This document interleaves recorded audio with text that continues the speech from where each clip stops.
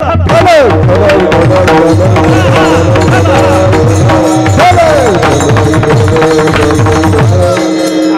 जे अयोध्येमध्ये मंदिर झालं, हे कोणाचं मंदिर झालं? रामाचं. ऐका, नक्कीच तुम्ही बरोबर बोलला, पण माझं थोडं वेगळं मत आहे. माझं मत नाही की ते रामाचं मंदिर आहे. तुम्ही म्हणाल महाराज असं का हो? त्याचं कारण आहे, मंदिर कोण्या व्यक्तीचं होत नसतं. समाज हा कधीच व्यक्तीचा पुरस्कार करत नाही, तर समाज हा त्याच्या सद्गुणाचा पुरस्कार करत असतो. कोणाचा पुरस्कार करतो? त्याच्या सद्गुणाचा. जर रामाचं मंदिर झालं असतं तर माझं सुद्धा मंदिर झालं असतं, तुमचं सुद्धा मंदिर झालं असतं. बाबा आकाश महाराज, तुमचं सुद्धा मंदिर झालं असतं. अहो, मंदिर हे कोणा व्यक्तीचं होत नसतं, तर मंदिर हे विचाराचं होत असतं.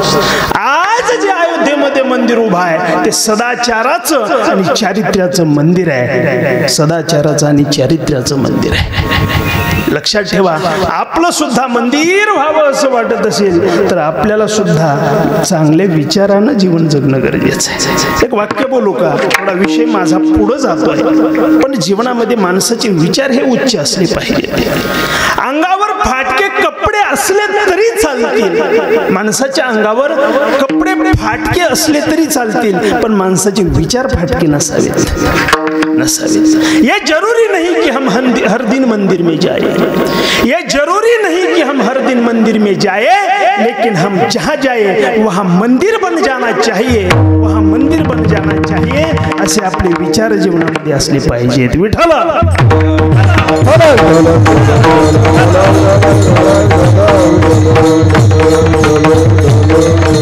ऐका, आणखीन एक मुद्दा याला जोडून सांगतो. माणसाचं श्रेष्ठत्व हे जन्माने कधीच ठरत नाही. माणसाचं श्रेष्ठत्व जन्माने कधीच ठरत नाही, तर माणसाचं श्रेष्ठत्व हे कर्माने ठरत असतं.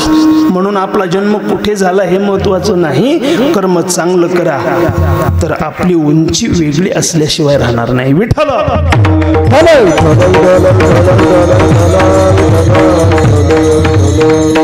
सीतामाईचं जीवन सांगत होतो मी. देवी लचकली या दिठी रामकथेमध्ये इकडून आलो होतो. ज्या वेळेला सीतामाई अशोक वाटिकेमध्ये बसलेल्या होत्या आणि त्यावेळेला रावणाने सीतामाईला घेऊन जायचं ठरवल्यानंतर मारीच मामाला सोन्याचं हरिण होऊन त्या पर्णकुटीच्या समोरून जायला रावणाने सांगितलं. सोन्याचं हरिण होऊन तो मारीच त्या पर्णकुटीच्या समोर आला आणि त्यावेळेला सीतामाईने ते सोन्याचं हरिण पाहिलं. कशासाठी सांगतोय? ते विलचकली या दिठी. ज्या वेळेला पाहिलं त्यावेळेला सीतामाईंनी रामचंद्र प्रभूजीकडे अपेक्षा व्यक्त केली, म्हणे मला ते हरिण पाहिजे.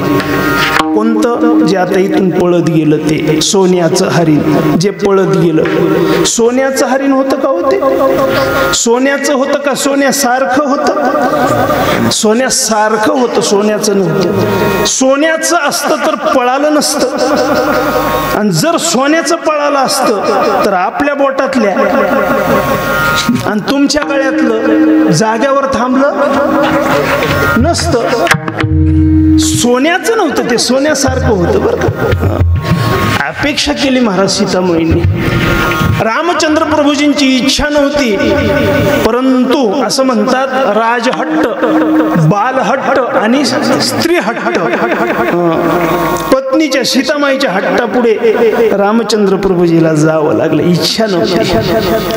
रामचंद्र प्रभू म्हणतात, सीते आनंदात होतीस ग या अशोक वाटिकेमध्ये, या वनामध्ये तू आनंदात होतीस. अशोक वाटिकेमध्ये आलं तू आनंदामध्ये, पण काय तुला अवदशा सुचली म्हणे. सीता वनात असून सुद्धा आनंदी होती बरं का. ज्या वेळेला रामचंद्र प्रभू वनवासाला निघाले त्यावेळेला रामचंद्र प्रभूजींनी सांगितलं म्हणे, सीते माझ्या बरोबर येऊ नकोस. पण सीतामाईने सांगितलं म्हणे, नाही, मी तुमच्या बरोबर येणार आहे. निरोप कसला माझा घेता हो जेथे राघव तेथे सीता ज्या मार्गी हे चरण चालती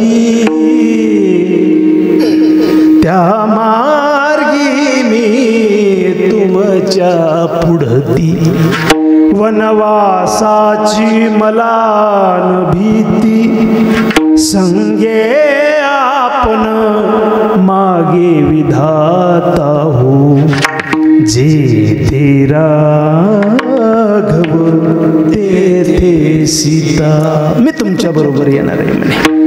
रामचंद्र प्रभू म्हणतात अगे सीते वनामध्ये काय हिंस्र पशु पक्षी आहेत, खायला कंदमुळ आहेत, पायात काही नाही, अंगावर वल्कल आहेत, कशाला येतेस? अगं इथं पाहणं म्हणे काय आनंदी जीवन आहे, दासदास्या, अंगावर सगळे दागदागिने, सगळं राजवैभव. त्यावेळेला सीतामाईनं सांगितलं म्हणे नाही नाही, हे सगळं असून सुद्धा इथं आनंद नाही, काही नसताना तुमच्या सोबत आनंद आहे, मला तुमच्या बरोबर यायचंय. आणि खरंच सीतामाई वनामध्ये असून सुद्धा आनंदी होत्या का? माऊली बोलतात तैसा हृदयामध्ये मी रामू असता सर्व सुखाचा आरामू. ऐका, आपण कुठे आहो याला महत्व नाही, आपल्या हृदयामध्ये काय याला महत्व आहे. संसारात असा का वनात असा, कुठं असता याला महत्व नाही, तुमच्या हृदयात काय हे महत्वाचं आहे. सीतामाई वनामध्ये सुद्धा आनंदात आहेत का? सिंह म्हणू रामचरण अनुरागा. ऐका रामकथा, सीतामाई वनामध्ये सुद्धा आनंदी आहेत कारण त्यांच्या मनामध्ये राम आहे. पण अवदास सुचली, सोन्याचं हरिण अपेक्षा केली. रामचंद्र प्रभू म्हणतात सीते सोन्याच्या हरणाची अपेक्षा केलीस का? थांब म्हणे, तुला सोन्याच्याच लंकेत नेऊन ठेवतो. कुठे नेऊन ठेवतो? सोन्याच्याच लंकेत. अपेक्षा पूर्ण केली देवाने. मला तुम्हाला प्रश्न विचारावा वाटेल, माऊल्या हो, सोन्याची अपेक्षा थोड्या सोन्याची अपेक्षा केली सीतामाईनं, तर अशोक वाटिकेत जाऊन राहावं लागलं. तुम्ही जर जास्त सोन्याची अपेक्षा केली तर काय होईल याचा विचार करा. सीतामाईला रावणानं उचलून नेलं, तुम्हाला यमाशिवाय कोण उचलून नेल मावल्या हो. म्हणून सोन्याची अपेक्षा कधी करू नका. विठ्ठला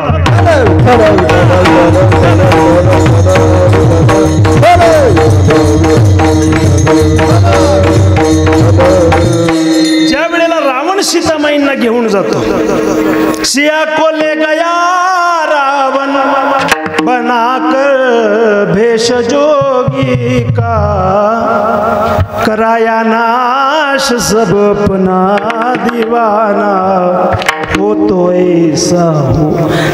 रावण सीतेला घेऊन जातो, अशोक वाटिकेमध्ये ठेवतो आणि ठेवल्यानंतर ज्या वेळेला हनुमानजी तिथं जातात ना, त्यावेळेला सीतामाई खाली पाहत होत्या. का खाली पाहत होत्या?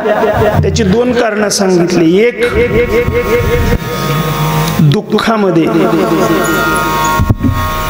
आईची आठवण होते माणसाला, आणि सीतामाई या धरा बेटी आहेत. धरा म्हणजे जमिनीतून उत्पन्न झालेल्या, म्हणून आईकडे पाहतायत. आणि दुसरा मुद्दा, जीवनामध्ये आचरण चुकलं म्हणून चरणाकडे पाहतायत, आपल्या चरणाकडे त्या पाहतायत. म्हणून ऐका, थोडी नजर लचकली, थोडी, तर इतकं दुःख सीतामाईला सहन करावं लागलं. म्हणून जीवनामध्ये तेवी लचकली या दिठी, संगती कधी चुकू देऊ नका, जीवनामध्ये विचार कधी ढळू देऊ नका, आपलं अधपतन या ठिकाणी होत असतं. विठ्ठला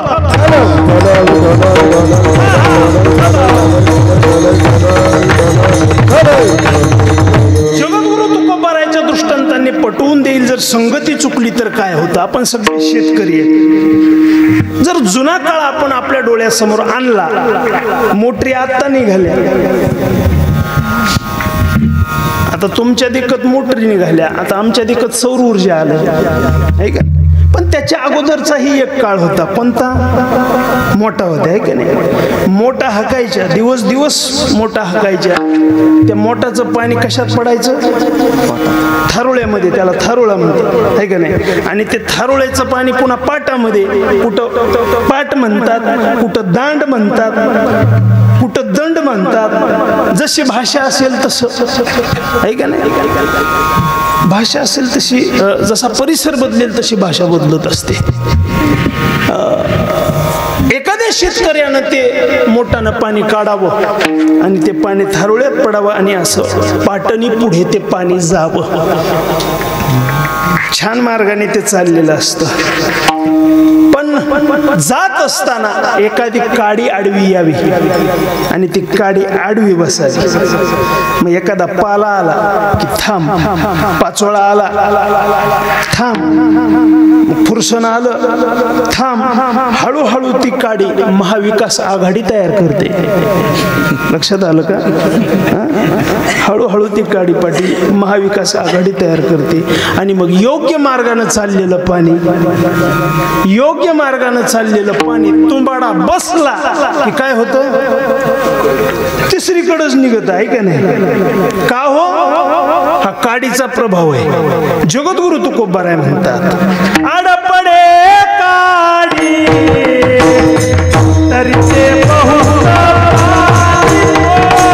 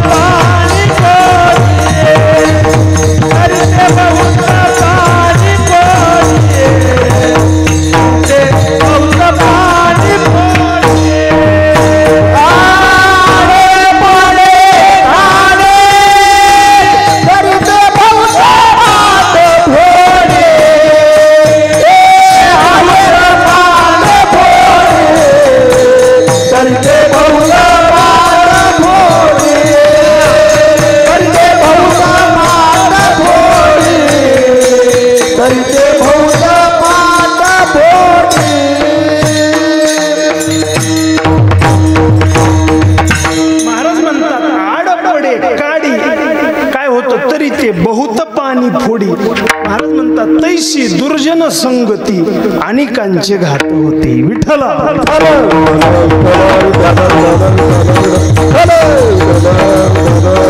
योग्य मार्गाने चाललेलं पाणी जर एखाद्या काडीची संगती जर मिळाली तर ते पाणी फुटून वाम मार्गाला जातं. तसं जीवनामध्ये जर वाईटाची संगती मिळाली तर आपल्या जीवनाचं अधपतन होत असतं. म्हणून ऐका, जीवनामध्ये काही लोक असे त्यांची कधीच भेट होऊ नये. जीवनामध्ये काही लोक असे त्यांची कधी कधी भेट व्हावी आणि जीवनामध्ये काही लोक असे त्यांची सतत भेट व्हावी. विठ्ठला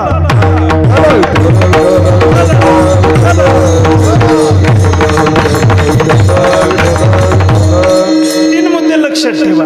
एक मुद्दा, जीवनामध्ये काही लोक आहेत ज्यांची कधीच भेट होऊ नये, कधीच भेट होऊ नये. प्रमाणाने सांगेल जगद्गुरु तुकोबा, कोण आहेत असे लोक? शब्दा नाही धीर, ज्याची बुद्धी नाही स्थिर, त्याचे दर्शन न व्हावे, शव असता तो जीवे. महाराज म्हणतात, कोणाची भेट होऊ नये जीवनामध्ये?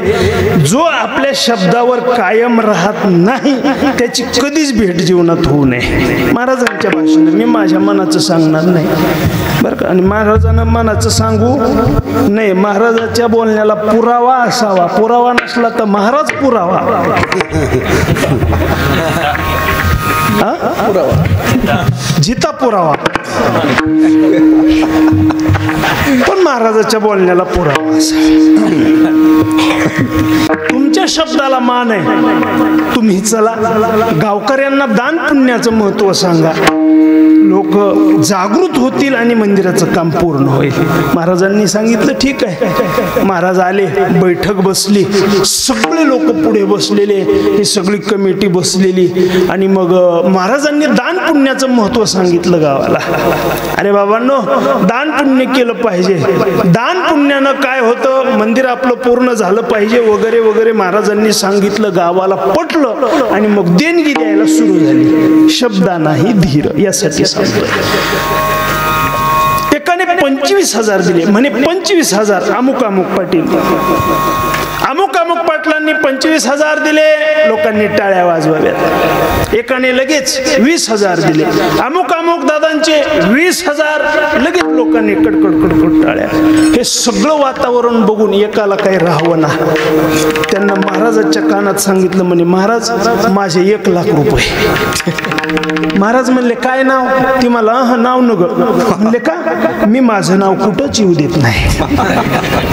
महाराज म्हणले गुप्तदान आहे का, म्हणे हा गुप्तदान आहे. मग महाराजांनी सांगितलं, आताच एका सद्भक्तांनी आपल्या या मंदिरासाठी 1,00,000 रुपयाचं गुप्तदान दिलंय. लोकांनी कडकड कडकड कडकड टाळ्या वाजवल्या. ज्या वेळेला लोकांनी वाजवलेल्या टाळ्या यांना ऐकल्या, त्याला पुन्हा राहावा ना. तो महाराजांच्या जवळ गेला आणि महाराजांच्या कानात म्हणे, शब्दा नाही धीर बरं का, तो महाराजांच्या कानात म्हणे, महाराज नाव नका सांगू, पण इतकंच म्हणा, ज्या भाविकांनी आताच आपल्याला 1,00,000 रुपये दिले ते स्टेजवर उपस्थित आहेत.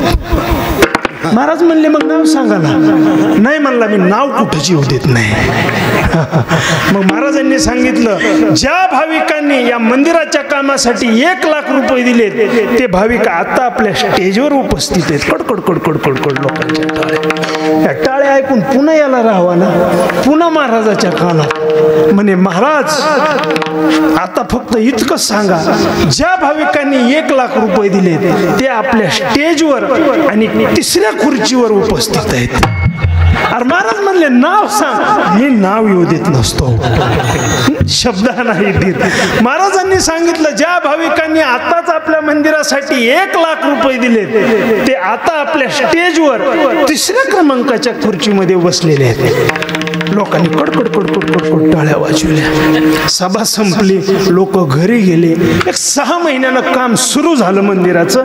ही कमिटी त्या सद्भाविकाकडे गेली, म्हणे तुम्ही 1,00,000 रुपये देतो म्हणले होते. हो म्हणले देतो म्हणलाय. काही नाही म्हणले, मग द्या. त्यानं दिला चेक. ही सगळी कमिटी चेक घेऊन बँकेत गेली. बँकेत गेले पण चेक काय वाटाना. मॅनेजरला म्हणले काय झालं, का वटना चेक. मॅनेजरनं सांगितलं, मला ह्याच्यावर सहीच नाही, कसा चेक उठन. मग त्यांनी तो चेक घेतला आणि पुन्हा त्याच्याकडे आले. अहो म्हणले, ते तुम्ही 1,00,000 रुपये दिले ना. हो म्हणे दिले ना. आपण म्हणले ते चेकच वाटाना. म्हणले कस काय, काय तुमच्या ह्याच्यावर सहीच नाही. हा, मी त्याच्यावर नाव येऊ देत नसतो. मग काय देतो काय, शब्दा नाही धीर, ज्याची बुद्धी नाही स्थिर, त्याचे दर्शन न व्हावे, शव असता तो जीवे. विठ्ठला.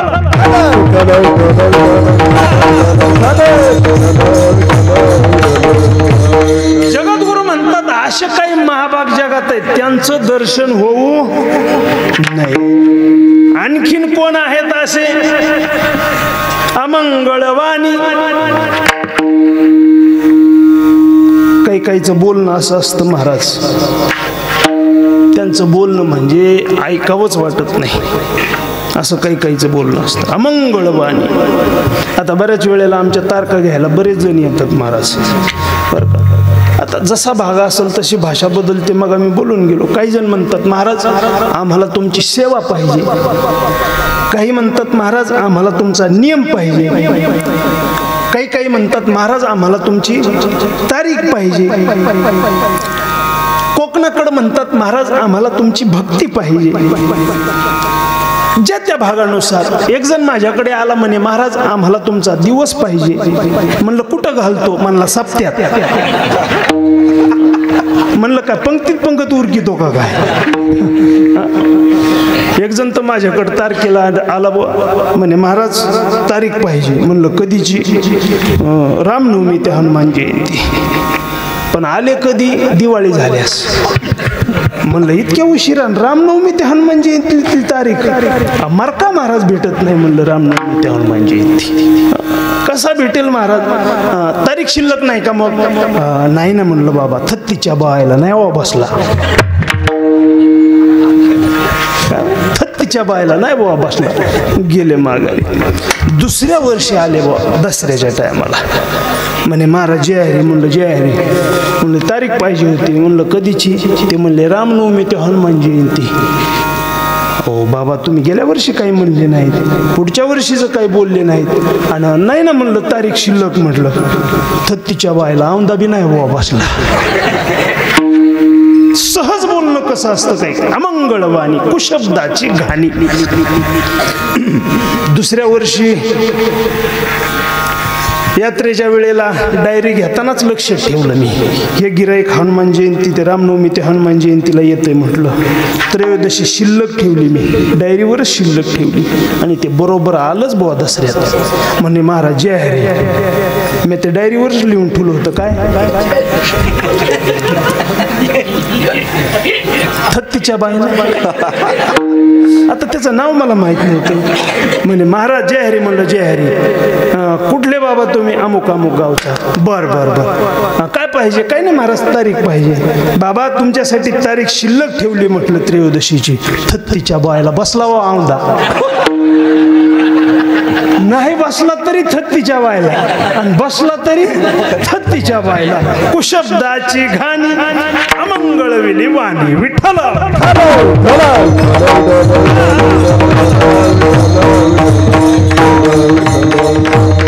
माऊली म्हणतात कसं बोलावं माणसानं? साच आणि मवाळ, मिथुले आणि रसाळ, शब्द जैसे कल्लोळ अमृताचे. असं बोलणं असावं बरं का. माणसानं गोड बोलावं, मधुर बोलावं. बोलण्यातून माणसाचा परिचय होत असतो बरं का. कसा परिचय होतो? माणूस बोलतो यावरून त्याच्या गुरुगादीचा परिचय होतो. माणूस बोलतो याच्यावरून त्याच्या आईवडिलांच्या संस्काराचा परिचय होतो. आणि माणूस बोलतो यावरून त्याची लायकी काय याचा परिचय होतो. विठ्ठल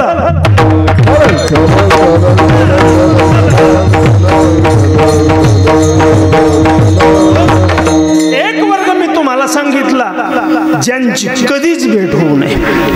दुसरा वर्ग असा आहे समाजामध्ये त्यांची कधी कधी भेट व्हावी. सोयरे दायरे पाहुणे रावळे यांची भेट कशी व्हावी? कधी कधी भेट व्हावी बरं का. कामापुरतीच भेट व्हावी. बरं त्याच्या पुढे जाऊन सांगू का टोकाचं? परिवाराची सुद्धा भेट कधी कधी व्हावी. कामापुरती व्हावी. नाथ महाराजांचं चिरंजीव पद ऐका. पत्नीची सुद्धा भेट किती असावी?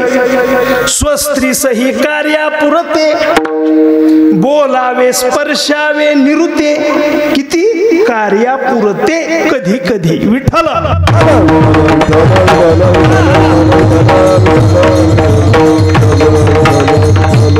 परंतु या समाजामध्ये मात्र तिसरा वर्ग असा आहे ज्यांची भेट सतत झाली पाहिजे, आणि तो वर्ग म्हणजे संतांचा वर्ग आहे. विठ्ठल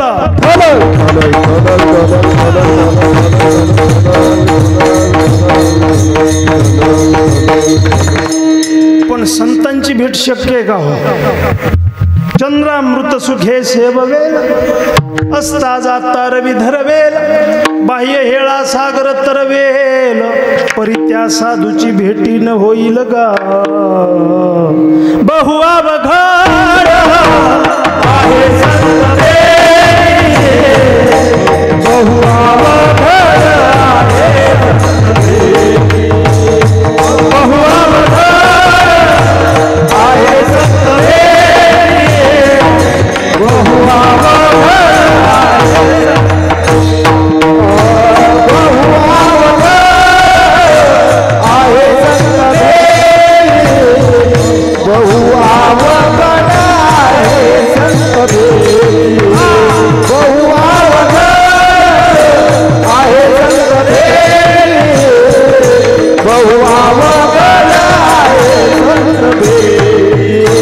बहु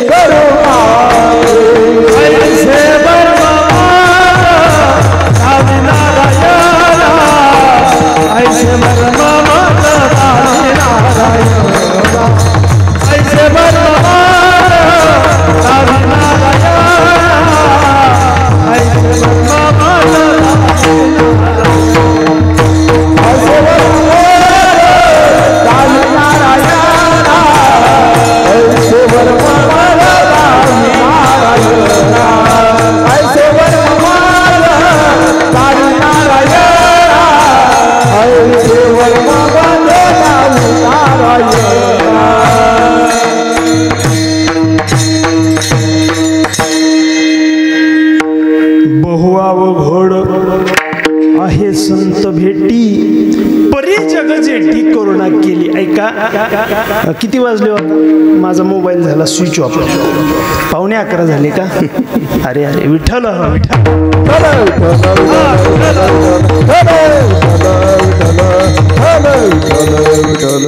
माझा मोबाईल झाला स्विच ऑफ, त्याच्यामुळं मला काही टाइम कळणार नाही. तसं पाहिलं तर मी 11च्या पुढं कुठंच जात नाही. त्या बघा आला का अलाराम, पुन्हा 11च्या पुढे जायचं काय? जास्त पेपर सोडून कमी मार्क मिळतात, त्याच्यामुळे जास्त पेपर कधीच सोडवायचा नाही. आउट ऑफ कधीच पुढं जायचंच नाही, वेळेत सोडवायचा म्हणजे मार्क जास्त पडतात. विठ्ठल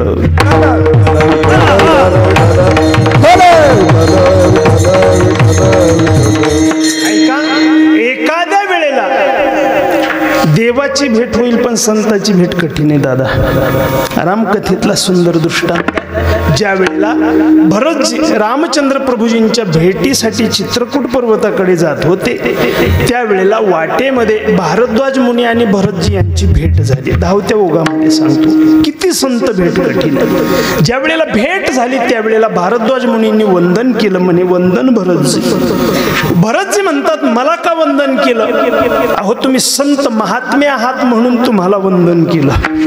भरतजीने सांगितलं, मी संत महात्मा नाही, उलट माझ्यासारखा पापी या जगात दुसरा कोणी नाही.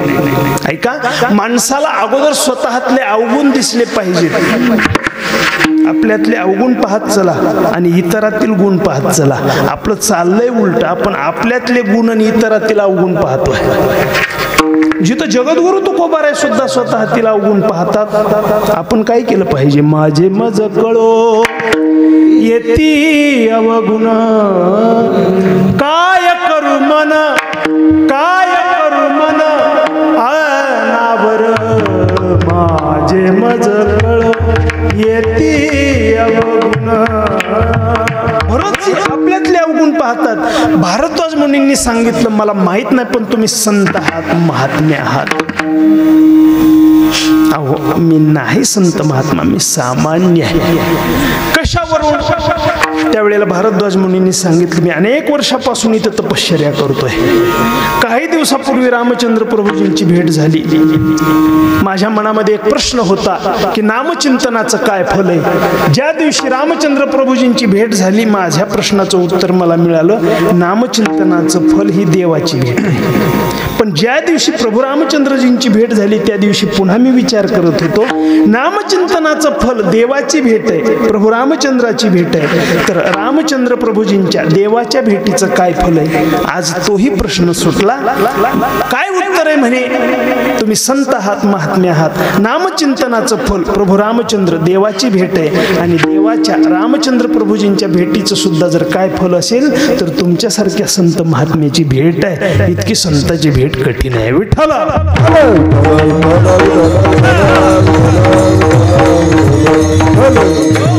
ऐका, 3 मुद्दे मी तुम्हाला सांगितले होते, त्यापैकी एक मुद्दा, एक वर्ग असा आहे या समाजामध्ये ज्यांची भेट सतत झाली पाहिजे. जगद्गुरु तुकोबाराय सुद्धा म्हणतायत की संत भेटीमुळे आणि संत कृपेमुळे माझ्या जीवनामध्ये बदल झाला, स्थित्यंतर घडून आलं. महाराज आम्हाला सुद्धा आमच्या जीवनामध्ये बदल स्थित्यंतर घडण्याची अपेक्षा आहे. सांगा तुम्हाला संत भेट कशी शक्य झाली?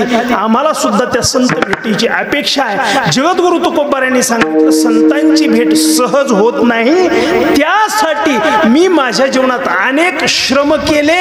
अभंगाचं शेवटचं चरण बर्वे झाले शेवटचं, तुका म्हणे श्रवण केला, तुका म्हणे श्रवण केला.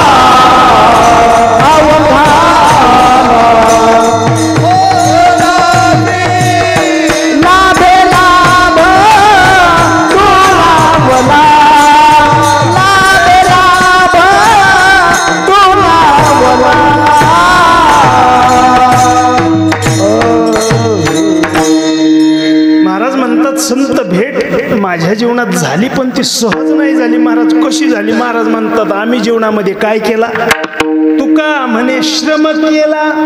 आम्ही आमच्या जीवनामध्ये श्रम केला, त्यावेळेला संतांची भेट झाली. काय झाला, अवघा आला फळाशी. महाराज आम्हाला सुद्धा संत भेटीची अपेक्षा आहे, आम्हाला सुद्धा आमच्या जीवनामध्ये स्थित्यंतर अपेक्षित आहे. मग सांगा महाराज नेमक्या काय पायऱ्या आहेत तो संत भेटीसाठी. महाराजांनी पायऱ्या सांगितल्या, त्यातली पहिली पायरी आहे, तिळ तिळ पुण्य साचा पडे, तरी हे बहुता जन्मी जोडे, नाम तुझे वाचेशी आतुडे, मग समागम घडे संताचा. संताची भेट होण्यासाठी काय सांगितलं, तिळ तिळ पुण्य साचा पडे. तुम्हाला सुद्धा जर संताची भेट जीवनात व्हावी असं वाटत असेल तर या मार्गाने जा. काय मार्ग आहे, जीवनामध्ये थोडं थोडं पुण्य साचवायला शिका.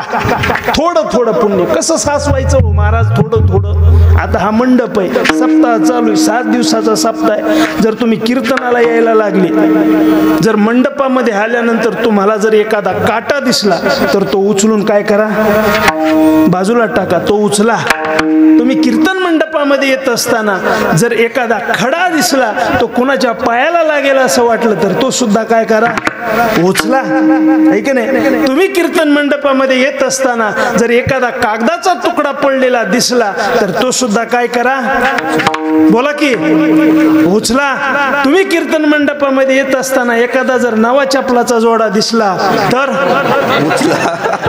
अहो उचलून बाजूला ठेवा असं म्हणायचंय मला.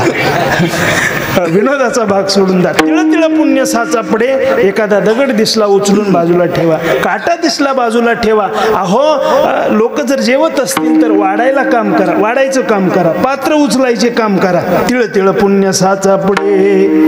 माणसाला प्रेमानं बोला, चांगलं बोला. मगाशी बोललो ना मी, माणसं बोलताना एकमेकांना नीट बोलत नाही. एका घरी मी गेलो असंच कीर्तनासाठी, जेवण झालं, मी असं बसलो, घरातले सदस्य जेवायचे राहिले होते. माणसाचं बोलणं कसं असतं, सहज बोलणं कसं असतं ऐका. त्या घरातली सासू जेवायची राहिली होती, स्वयंपाक होत आला, सून स्वयंपाक करत होती आणि तिनं सासूला जेवाय वाढलं. मी बसलेलो, सासू जेवते, जेवता जेवता काय झालं काय माहित, ते बारकं पोरगं घरातला अभ्यास करीत होतं, म्हणजे तिचा नातू. त्या नाताला म्हणे, पिंट्या काय करतो रे, आजी अभ्यास करतोय म्हणे. बर अभ्यास करून काय होणार, काही नाही आई, आजी मला चांगले मार्क पडणार. बर पिंट्या चांगले मार्क पडल्यानंतर काय होणार, काही नाही आजी, माझा चांगल्या शाळेमध्ये नंबर लागेल. बर चांगल्या शाळेत नंबर लागून काय होईल आई, मला आजी मला चांगला जॉब भेटल. बर चांगली नोकरी, चांगला जॉब मिळाल्यानंतर काय होईल पिंट्या, आजी मला चांगली पगार मिळेल.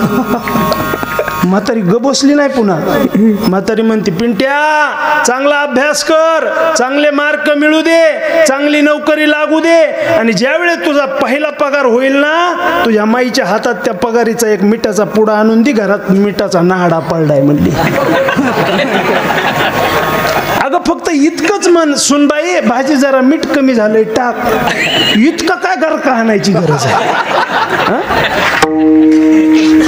तिळ तिळ पुण्य साचा पडे. अहो पुण्य कसं गोळा करायचं, या छोट्या छोट्या गोष्टी आहेत महाराज. तरी हे बहुता जन्मी जोडे, नाम तुझे वाचेशी आतुडे. भगवान परमात्म्याचं नामचिंतन जीवनात करा बरं का, त्याच्याशिवाय जीवनात काही सुद्धा काही नाही महाराज. एक आमच्या इकडं म्हातारी मिली बिचारी, पण कधी राम राम म्हटली नाही. पोरायची एकच इच्छा, आईनं राम नाम घ्यावं, आईनं राम राम म्हणावं, पण हिचं आयुष्य गेलं, कधी राम राम जीवनात म्हणली नाही. मोठं पोरग सात्विक होतं, काय करावं म्हटलं, म्हातारी काय राम म्हण ना. गावात एक राम मंदिर होतं, खाट उचलीला मंदिरापुढे नेऊन ठेवला. आई सांग हे मंदिर कशाचं आहे. म्हातारी म्हणली, हे असलं प्रत्येकच गावात असतंय, मला काय विचारतोस. पण म्हणले नाही रामाचं मंदिर नाही. काय करावं म्हणला, बारक्याला विचारलं, म्हणले एक सांग काय करावं, आई काय राम म्हणत नाही. तो बारका भाऊ म्हणला, दादा उभं राहू दे, जन्म गेला यायचा. अरे सप्ताह सुरू झाला गावात तर थांबली नाही, म्हणला माहेराला निघून जात होती. मैत्रिणी विचारच्या कस काय आलीस ठकू, काय दिवाळी नाही, पंचम नाही, पौर्णिमा नाही, कस काय आलीस? आमच्या तिकडं तसलं सुरू झालंय. अखंड हरिनाम सप्ताह सुद्धा म्हणत नव्हती, देवाचं नाव येईल. आमच्या तिकडं तसलं सुरू झालंय. काय करावं म्हणे, ती म्हणे बघ आपला एक पाहुणा आहे, त्याचं नाव आहे रामा, त्याला बोलव म्हणला. म्हातारीच्या पुढं उभं कर, विचार काय आहे, हे कोण आहे, ओळखलंस का? मग तरी म्हणील हा राम आहे. मोठा म्हणला बरं तसं करू. मग त्या रामाला फोन करून बोलून घेतलं. हॅलो रामा, ये बरं म्हणे, काम आहे, लवकर ये. तो आला म्हातारीच्या पुढं उभं गेला. आई सांग, ओळखलंस का याला, कोण आहे हा? ती म्हणली हौशीचं पोरग आहे. मला काय विचारतोस? हौशीचं पोरग म्हणली, पण रामा म्हणली संसाराचा धंदा जन्म भरी केला हो, संसाराचा धंदा जन्म भरी केला हो, मुखी नाही आले कधी राम. ऐका, भगवान परमात्म्याचं नामचिंतन करा, तरच समागम घडे संतांचा. पहिली पायरी, एकच पायरी सांगतो आणि कीर्तन थांबवतो. कोणती पायरी आहे दुसरी संतांची भेट होण्यासाठी? माऊली बोलतात, विठ्ठला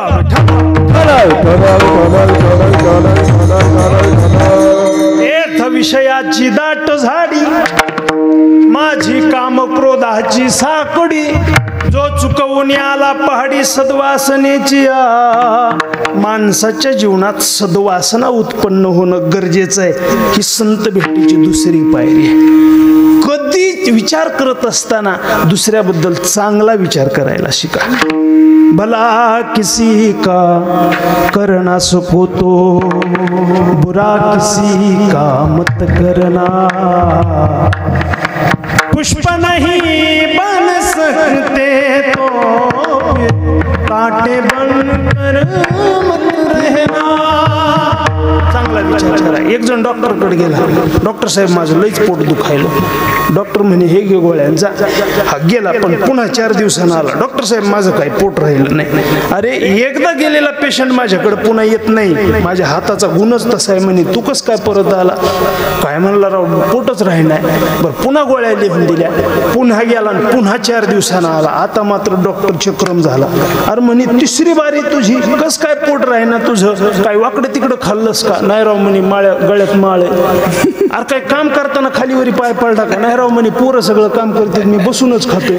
मग तुझं पोट कवापासून दुखायलंय? की मला शेजाऱ्यानं 3 मजली बांगला बांधला तवापासून.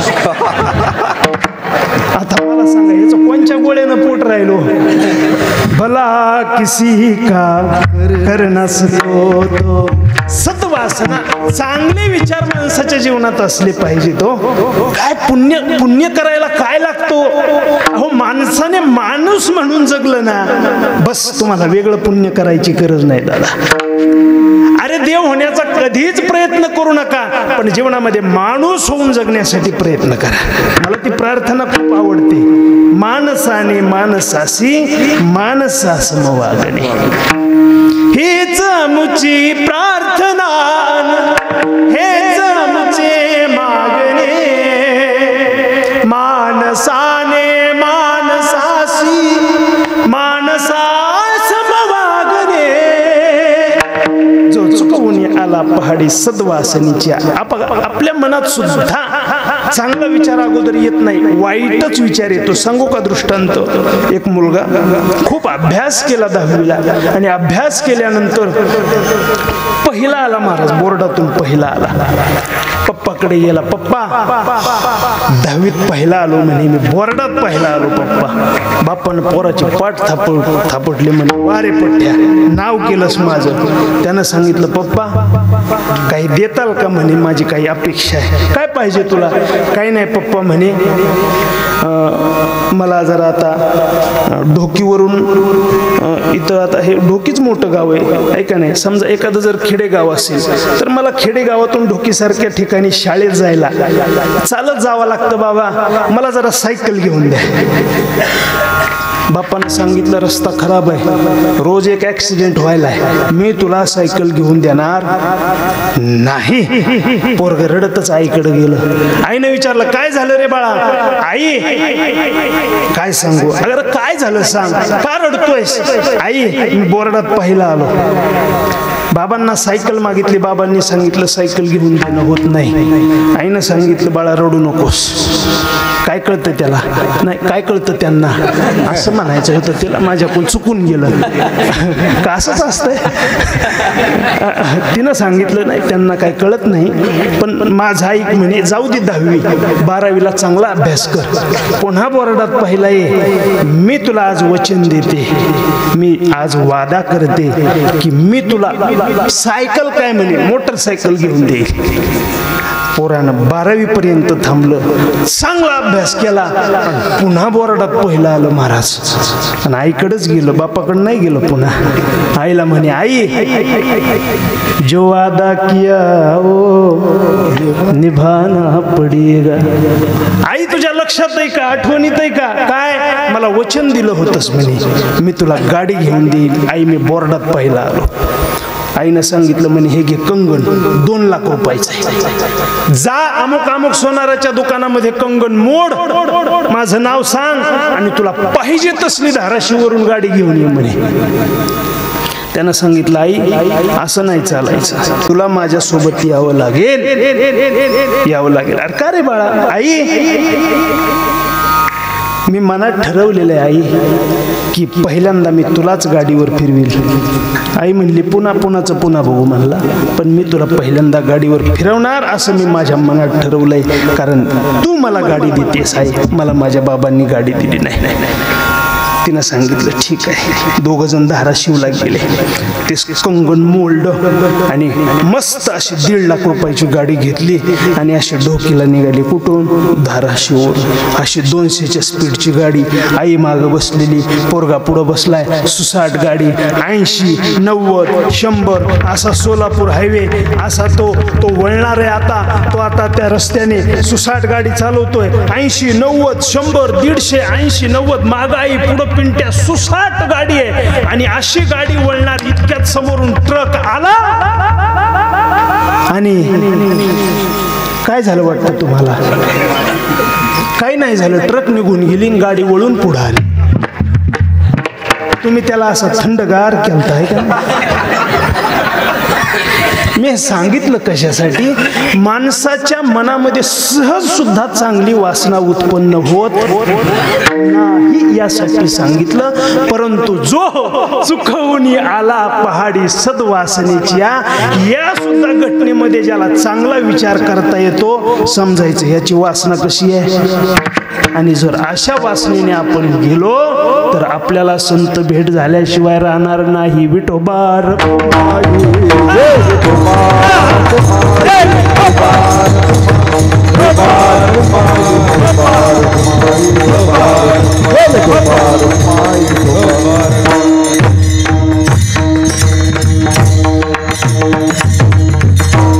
संसारामध्ये किती केलं तरी दादा शेवटी श्रमच आहे बरं का.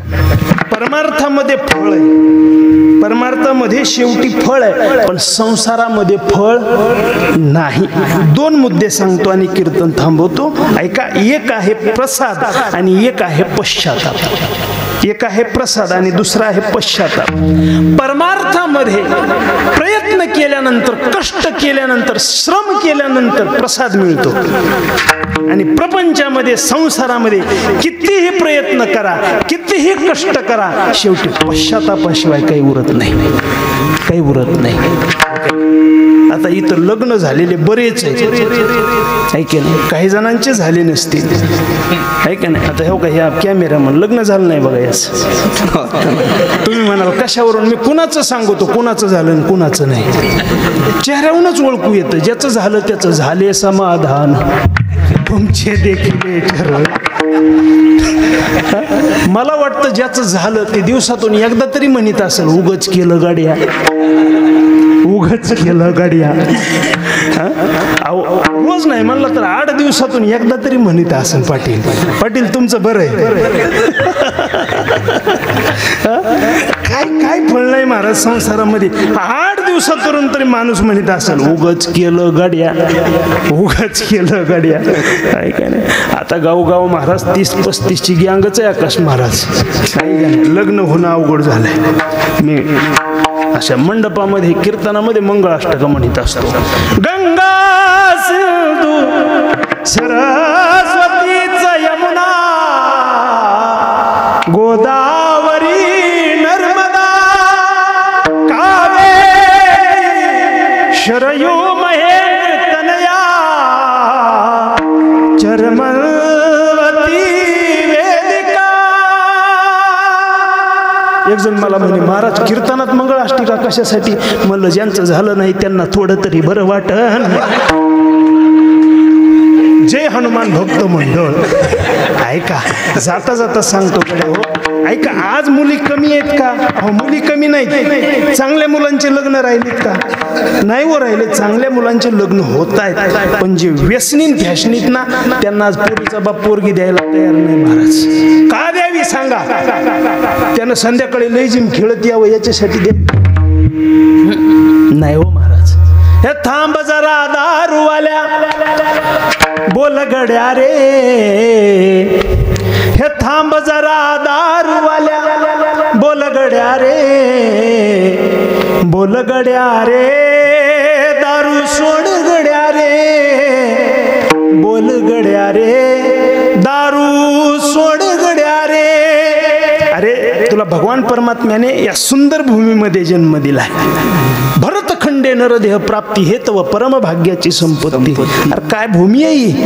जहाँ डाल डाल पर सोने की चिड़िया करती है बसेरा.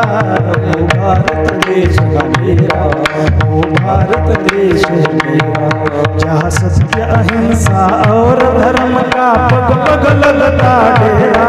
ओ भारत देश मेरा, ओ भारत देश मेरा. ये धरती है जहाँ ऋषि मुनि जपते प्रभु नाम की माला.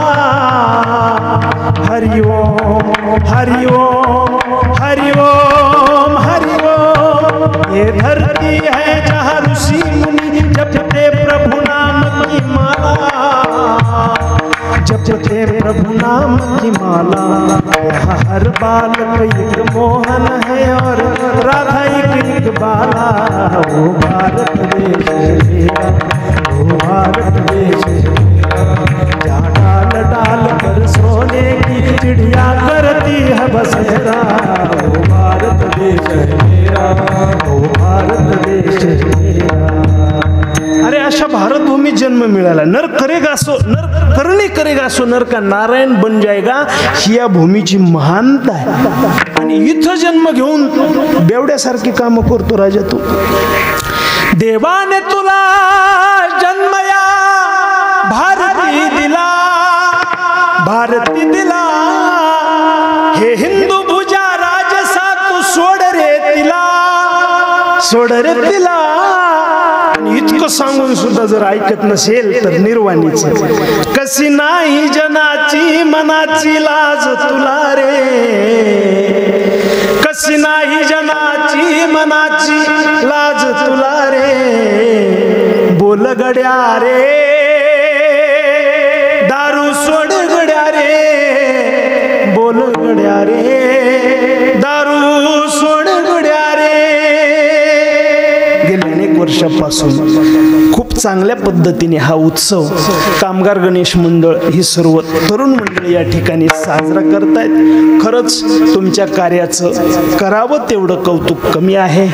अशाच तरुणांची आज प्रत्येक गावाला प्रत्येक कुटुंबाला नव्हे माझ्या भारत देशाला सुद्धा गरज आहे. खरंच या तरुणांना द्यावे तेवढे धन्यवाद थोडे आहेत. विनंती करेन सर्व गावकऱ्यांना या तरुणांना सहकार्य करा गड्या.